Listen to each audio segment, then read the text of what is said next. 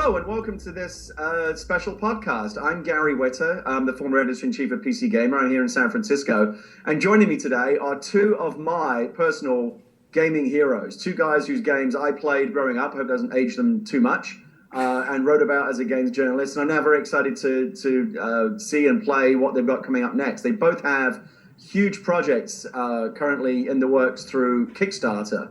And I'm going to introduce them both. Joining me from Los Angeles is Chris Roberts. Hi, Chris. Hey, Gary. How you doing? I'm very well. And, of course, people will know Chris as the creator of Wing Commander and Privateer and Freelancer, really one of the big pioneers in the whole world of space combat, space exploration games. And also joining me from Cambridge in England, David Braben, perhaps the grandfather, godfather, whatever you want to call him, of space combat, space exploration, the co-creator of the original classic Elite from, what, am I right, 83, 84, David? 84, yeah. Elite first come out. 84. 84? Yep.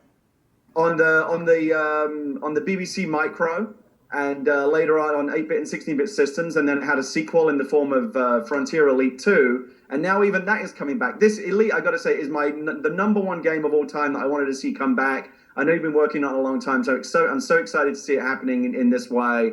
And I'm very honored to have been asked to come here and kind of bring you two guys together. And basically the point of this podcast is to talk a little bit about the where you two guys are with your projects right now through Kickstarter. And we were just saying before the podcast, I got to say, this is tremendously great of you guys, even though people might imagine that you're both working on big space combat type games. There are some commonalities between the two games, both being funded through Kickstarter. One might imagine that you two guys are rivals, but here you are actually trying to actively help promote and talk about each other's properties. I don't remember when I was a game journalist, developers being this nice. Are we all just getting mellow in our old age? What's going on? Why are you guys actually trying to help each other out? You should be each other's throats. We have a common goal. I think that we both love the sort of game that Wing Commander, that Elite represented from, I don't know, whatever it is, 2 decades more ago, 3 decades ago even. And they're the sort of games that I really, really love to play. And ironically, there hasn't been that sort of game for a good 10 years, more than that. And so from a publisher point of view, a publisher doesn't really know how successful such a game is going to be. And that's what both Chris and I are essentially up against. Chris, that makes a good point. What did happen to the space combat game? Wing Commander was a huge franchise back in the day. Elite is one of the biggest and most successful games of all time. So why did the space combat genre just go away? I have a theory, but partly it's because there was a shift from PC to console games around about sort of the end of the 90s, the turn of the century. Into the 21st century, and I think what happened is when consoles first came around, people didn't think of Sims being on a console. They thought of sports games, and they thought of platformers, and they thought of car driving simulations and stuff like that. And so when the first round of games were made, those were not the kind of games that were getting greenlit on consoles. And if you remember, even first-person shooters didn't exist on consoles back then. And everyone said, oh, first-person shooter can never work on a console. You don't have a mouse. You can't do all this. And then Infinity Ward fought Activision actively to essentially get Modern Warfare on a console, and now one of the biggest genre on a console is the first-person shooter. And I think that any genre needs a developer, like a lead developer, someone that's got some clout to be really pushing a particular genre. And in the case of, say, first-person shooters, you had the Bungie guys doing Halo, you had the Infinity Ward guys doing the Call of Duty stuff, and you had id doing the doing their stuff, but and you had people the same on action and platformers and on the consoles, but on the space sim side there wasn't really anyone. And you know what it's like in the film business. Everyone's like, hey, westerns are dead, or sci-fi films are dead, and then Avatar comes along with $2.7 billion. It's like, no, you need a good one. And so I think there probably hasn't been a good a space sim of the style of an Elite or a Wing Commander over the last 10 years. And so that's one of the reasons why you haven't particularly seen it being a major genre. And I hope what's happening right now is you're seeing a bit of a resurgence. And I hope what David's doing and what I'm doing are going to put it back on the map. Because I think once we finish our games and get them going, they'll have an audience of several million people, and it will be enough that publishers should pay attention.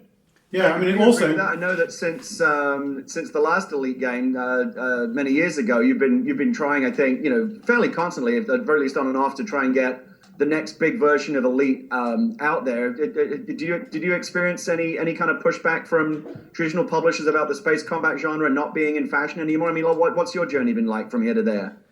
Well, yes, I mean, we've done it as a sort of a background skunkworks of it for quite a time, and it's been very start-stop. But the issue with publishers is publishers very much want to see sort of an approach story-based gaming. They also, when you put the schedule, you have to. A paper design is something that's not very good, and if you want to be able to experiment to get it just right. I mean, if you look at what actually is the game, I think Chris and I are actually making quite different games. I think that's what's important. It's just an element of the setting that's important. It's making them in a science fiction setting. I'm sure you guys both know Gary Penn, but he first described GTA to me as Elite in a City. And it's the kind of freedom that these games give you that I think is also what appeals to me. But if you were to say that to a publisher, they go, "Oh, don't be silly. That's not what we're talking about. It's not the freedom that's important. We want an epic story, and all of that side." And to me, the both games I think are absolutely I want to play, but they're so different. I mean, Star Citizen Elite, Elite Dangerous, where we're going, that it's a bit like if there hadn't been a science fiction film set in space for a very long time, would we see them? I mean, we seem to see in the film world films coming along almost like buses. You wait for ages, and then several come in the same genre all at the same time. And then suddenly you see film companies going, "Oh, we want another one of those. That was great. That sold absolutely huge numbers." And I think really that's what we're doing. We're trying to essentially reclaim something that existed a decade or two ago, and we really believe in it, and that's what we're doing. And I think that's why it's really exciting. That's why people in the games business essentially want to see this happen. That's why I think Kickstarter is fantastic.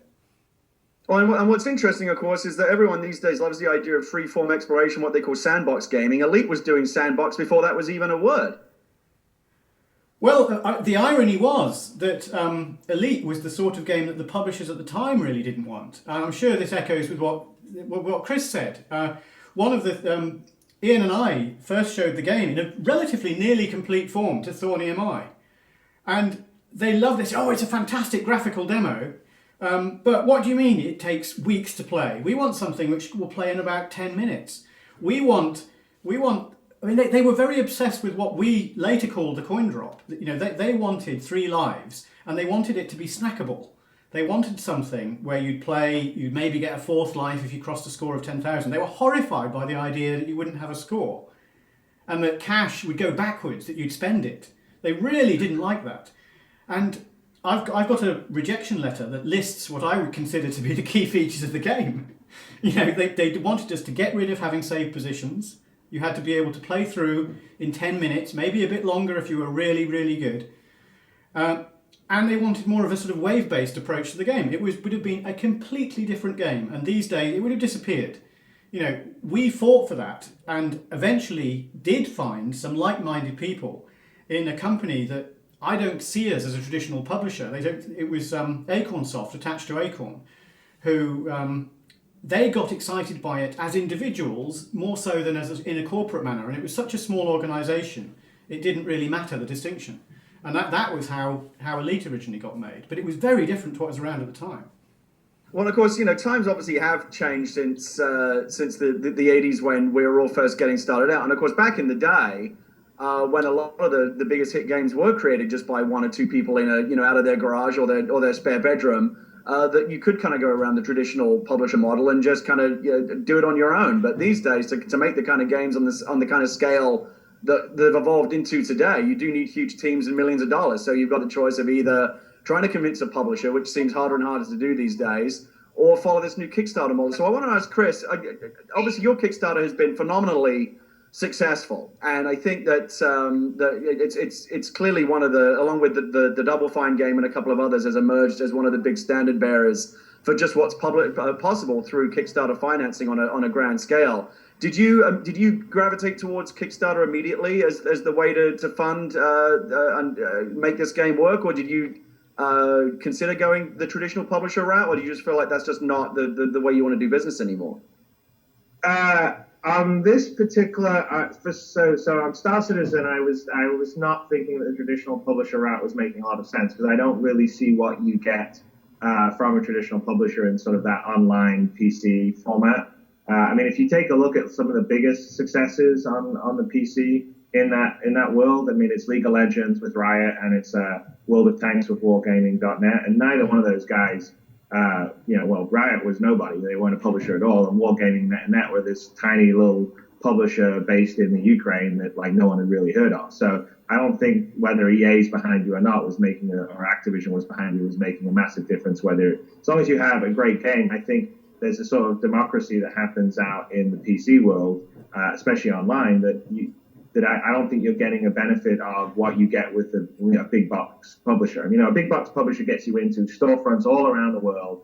It has sort of the clout for that and can really sort of orchestrate a marketing campaign in those sort of traditional channels. But on the online world, I don't really see it kind of working. I mean, I think the only big publisher that really is successful in that is Activision, and that's really just because they merged with Blizzard, and Blizzard had built that business up. So that was kind of why I went this way. I wasn't ever considering sort of going the traditional publisher route. I mean, if I was doing a Wing Commander and it was a console game, yes, I definitely. I mean, obviously, I would be doing that with Electronic Arts. It's just for Star Citizen, I sort of never felt that it made a lot of sense to go the old-fashioned route. And David, what was the tipping point for you when you figured out that Kickstarter was the way you were going to try and do this new version of Elite? Was it when you began to see some of these game projects become very successful through Kickstarter, or were you already thinking about an alternative model before even that? Well, we were already thinking of an alternative model before we saw Star Citizen. The challenges are from the UK. Doing Kickstarter was the first sort of hurdle. There's also sort of timing and availability for that. I mean, when we saw Star Citizen, we obviously watched it with great interest. And the Double Fine project I thought was very interesting. That was where I think we realised that it was a serious proposition. In terms of what Chris is saying, it's for very, very similar logic. I mean, one of the things that we want to do is once the game comes out, we want it to be, for us to be able to be quite reactive, quite live, bringing in new features, improving things. We want the game to very much evolve over time. And in order to do that, it's actually quite hard to do that in a conventional contractual delivery structure where you end up being beholden to things that are no longer the most important things. So you've got to be with or have an arrangement that has that level of flexibility in it. And it's quite hard to create that. And this seems to be an extremely good solution to do it, both in terms of we got direct connection with the fans, and also, a lot of the constraints that come in and get in the way just aren't there, and I think that's fantastic. So you and Chris have both touched on this now. Obviously, it does sound very appealing, the idea of kind of removing the publishers and the studio and all the people that you might be standing between you and trying to make the game that you want to make. You have a much more direct financial relationship with your audience. Is there a downside to that? You've got a lot, instead of a publisher writing the checks, you've got tens of thousands of stakeholders in this game. Is that a different kind of pressure? Very much. I mean, it's interesting with Kickstarter that there are a lot of questions come through all the time. People concerned at various different aspects of the game, but actually it gives you a very good feel. And a lot of the questions are actually a lot more sensible than some of the questions that in my time I've seen from publishers. Yes, I think the world is changing at such a rate. It's very interesting to see where this goes, other than the fact it's going in a very good direction as far as I can see.